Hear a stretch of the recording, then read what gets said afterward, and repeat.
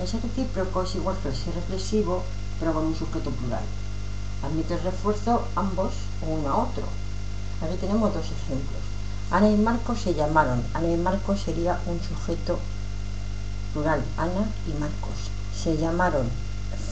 Complemento directo recíproco. Acordaros en lo que dijimos en el índice anterior, en ese reflexivo, que cuando no aparecía un CD explícito se lo llevaba el se.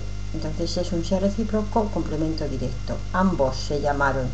En el de abajo, Pedro y Juan se cambiaron las camisetas.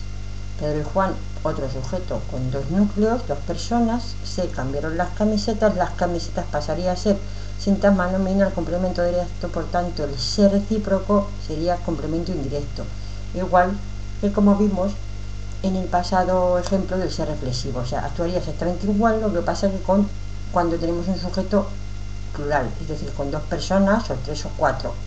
Como veis, ambos se llamaron, se las cambiaron uno a otro, ¿vale? Esto es básicamente lo que es el ser recíproco.